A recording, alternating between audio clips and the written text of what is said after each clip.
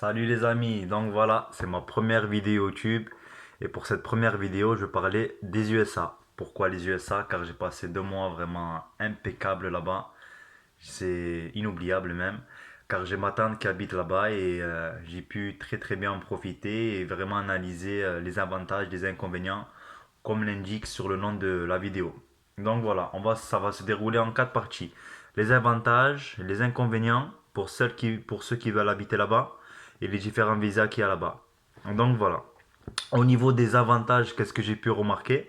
J'ai pu remarquer qu'il y avait en fait beaucoup d'opportunités au niveau du travail. On peut très vite y arriver car les gens te poussent vers le haut, toujours à te donner le meilleur. Tu fais quelque chose de bien, mais ils veulent toujours te monter. Après, je ne vais pas critiquer la France, mais par rapport en France, ce que j'ai vu, les gens ils veulent plutôt te descendre que te voir monter. Après, ils sont payés chaque semaine, voire chaque 2 semaines au niveau de leur salaire, ça varie. Après, au niveau des gens, la mentalité là-bas, les gens ben, sont sympas, chaleureux, sociables, ils te mettent à l'aise. Quand je dis te mettre à l'aise, par exemple, moi je parle anglais, mais vraiment très basique. Voilà, quand je leur disais speak English little bit, I'm sorry, voilà, je parlais un petit peu anglais, je suis désolé, ben, ils te disent non, franchement, tu parles très bien. En fait, voilà, ils te poussent toujours à faire mieux, quoi. Que ce soit au niveau de ça, au niveau du travail, au niveau de tout. Après, qu'est-ce que j'ai pu remarquer? Les gens s'intéressent beaucoup à toi, ça veut dire même ils te connaissent pas, ils t'abordent. Un exemple simple, dans le métro, quelqu'un qui a 20 ans, 30 ans de plus que moi, voilà. Ben, il parlait avec moi, ouais, mon passé, dans quoi j'ai travaillé, il regarde. Voilà, il s'intéresse aux gens en général. Après, qu'est-ce que j'ai pu voir aussi? C'est des personnes ouvertes d'esprit. Quand je dis ouvert d'esprit, c'est chacun fait sa vie. Tu veux mettre ton hijab, tu mets ton hijab. Tu veux mettre en soutif, tu te mets en soutif. Tu veux être gay, tu veux être gay. Tu veux être green, tu veux être green. Chacun fait sa vie, quoi. Ça que j'ai beaucoup aimé et apprécié même, que par rapport en France, bon, je parle le rapport par rapport à la France car j'habite en France. Je trouve que dans les grandes villes encore ça va, mais dans les plus petites villes, il y a beaucoup de critiques, beaucoup de regards, surtout maintenant avec les informations, tout ce qu'on voit, ça devient un peu critique, quoi. Donc voilà. Après, il y a une grande diversité. Voilà, les gens se mélangent. Ils regardent pas vraiment au niveau de la couleur du truc.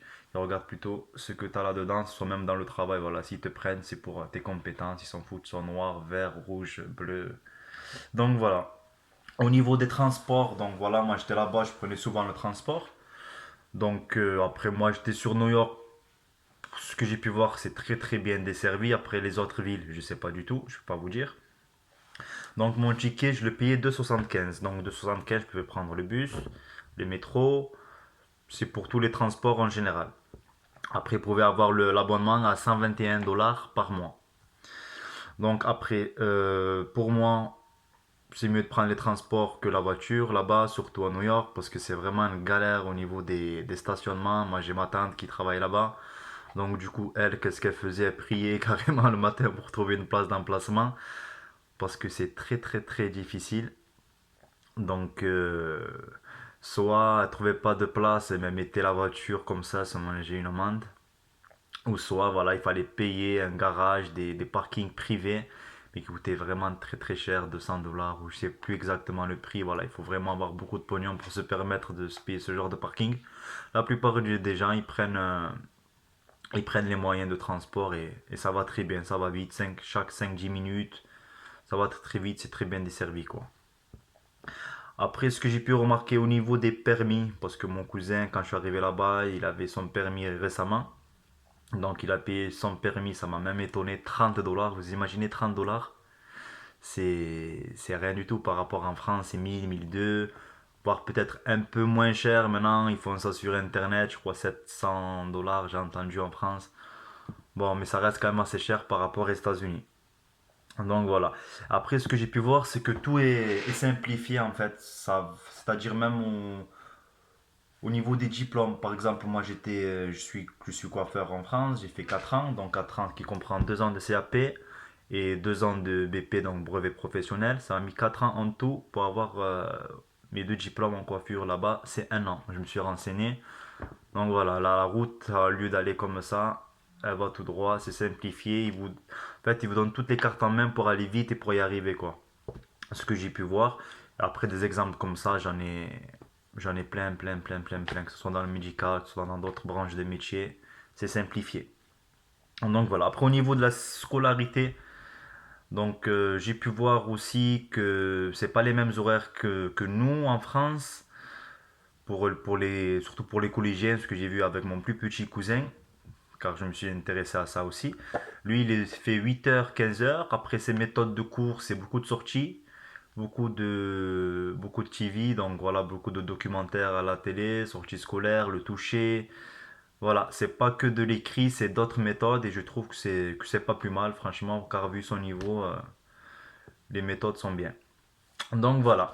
Donc maintenant, on va parler des inconvénients. Vous voyez, j'ai les fiches, c'est noté, c'est du sérieux. Donc voilà, les inconvénients. Donc ce que j'ai pu voir moi aux USA, enfin surtout à New York, après les autres États, je ne veux pas vous dire. Donc le loyer, c'est trop cher. Donc c'est 2000 € un appartement par exemple avec une chambre. Et quand je vous dis 2000 €, c'est le minimum, encore 2000 €. Les gens ils sont très contents. Après tout dépend du secteur. Vous avez Brooklyn, ça va, Staten Island un peu moins cher. Manhattan, là par contre c'est très très cher. Donc voilà, après j'ai vu qu'il y avait beaucoup de colocations. Car vu le prix du loyer, même des patrons des fois qui sont en colocation pour vous dire vraiment que les loyers sont très chers avec l'eau, l'électricité, c'est énorme quoi. Donc voilà, les frais hôpitaux, c'est très cher aussi. Il vaut mieux pas tomber malade aux USA. C'est pas comme en France. Là par contre en France, voilà, vous êtes malade, soit vous payez très peu, soit vous avez avec votre carte vitale et à la CMU, c'est vous avez pas, vous faites soigner et voilà. Là-bas, non, c'est très cher.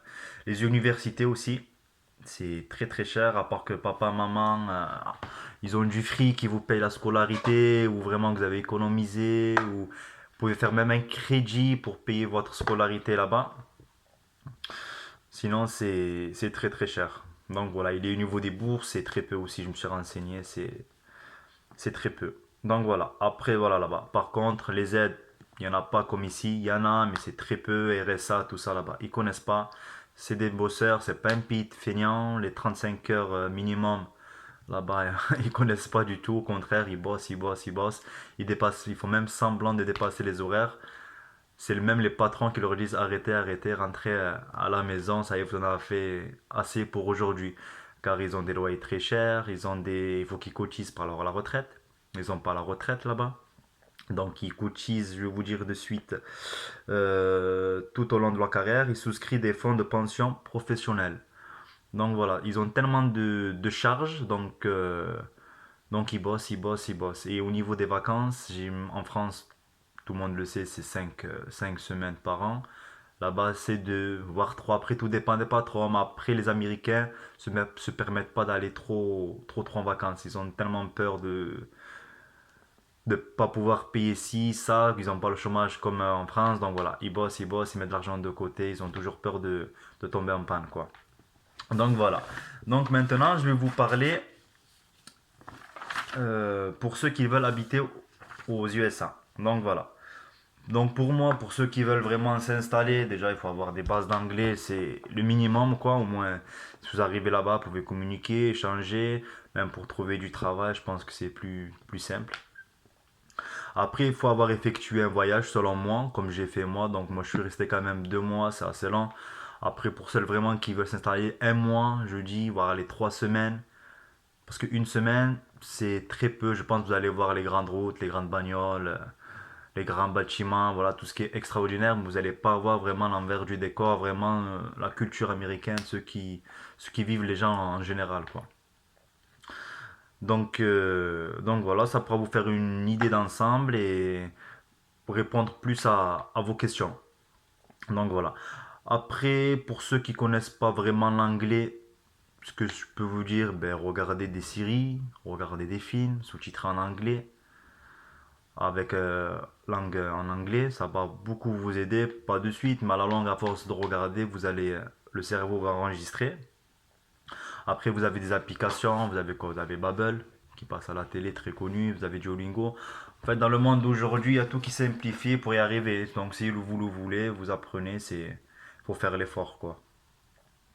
Donc après, pour le perfectionnement, vous perfectionnez là-bas, mais au moins arriver avec une base d'anglais. Après, qu'est-ce que je pourrais vous dire? Pas être timide, se faire des amis américains. Donc, se faire des amis américains qui dit pratiquer l'anglais, qui dit pour avoir des contacts, pour avoir des, des logements, du travail, ça aide toujours. Voilà, il faut aller vers les gens, il faut vraiment s'intégrer dans la culture, faire comme eux, échanger, discuter. Ça peut vous rapporter que du positif. Après, pour le taf, les logements, ben, c'est comme en France, hein, Internet, les connaissances. Et pour le travail aussi, voilà, porte à porte, voilà. C'est partout pareil. Après, en Amérique, voilà, comme je l'ai dit précédemment, il ne faut pas avoir peur de faire beaucoup d'heures, car c'est vraiment des très très bosseurs là-bas. Et qu'est-ce que je pourrais vous dire? Un conseil, voilà. Si vous voulez aller en Amérique, si c'est votre rêve, voilà, faites effectuer le voyage, faites les conseils que je vous ai donnés. Et allez-y, foncez, pourquoi pas, installez-vous là-bas, même si c'est juste 1 an, 6 mois, 2 ans. Mais au moins, moi, ce que je peux vous dire, la vie, ça passe très très vite. Faut pas avoir de regrets. Moi, personnellement, si je viens de faire une chose, je le fais. Comme ça, au moins, j'ai pas de regrets. Je dis, oh, si j'aurais su, je l'aurais fait. Allez-y, ça coûte rien, c'est enrichissant. D'autres cultures, d'autres méthodes de travail par rapport à ce que vous faites. Ça peut être que du bénéfice et dans votre CV, ça fait toujours cette petite touche en plus d'avoir travaillé aux USA. Donc voilà. Donc maintenant, cette partie est finie. On va aborder la partie des visas. Il y en a beaucoup. Donc je vous en ai cité les principaux. Donc voilà. Donc vous avez le visa F1. Le visa F1, c'est un visa étudiant. Il n'y a pas de possibilité de travailler. Après, je me suis renseigné, vous pouvez travailler, mais au sein de l'établissement, vers du jardinage, travailler à la cantine, mais c'est vraiment très très rare. Voilà. Vous avez le visa J1, c'est un stage seulement, c'est une validation de licence. Voilà, pas plus, vous ne pouvez pas travailler, à part si c'est vraiment au sein de l'établissement. Vous avez le visa P1, donc voilà, ça c'est pour les artistes, ceux qui font de l'art, artistes dans n'importe quel métier, les sportifs, là, vous pouvez demander ce visa à un certain niveau, bien sûr. Après, vous avez le visa EB5, donc voilà, il faut que vous investissez 1 million aux États-Unis ou sinon 500 000 dollars et que vous engagez 10 personnes américaines qui travaillent dans votre business. Ben là, du moment que vous investissez dans le pays, vous apportez plus au pays, ils vous donnent le visa sans problème. Mais bon, il faut avoir le million. Après, voilà, vous avez le visa touriste, comme j'ai effectué moi pour aller chez ma tante. Donc c'est 3 mois. Bah, quand je dis 3 mois, c'est 90 jours exactement. Donc il faut faire attention. Parce que du moment que vous dépassez votre délai de visa, vous ne pouvez plus retourner là-bas. Donc voilà. Et après pour les autres pays, ça c'est pour l'Union Européenne. Et pour les autres pays, c'est 6 mois. Pourquoi plus, ça je sais pas. Après, vous pouvez l'obtenir votre carte verte, désolé, par le Devi Lottery. Donc voilà, le Devi Lottery, je vais vous expliquer assez rapidement ce que c'est.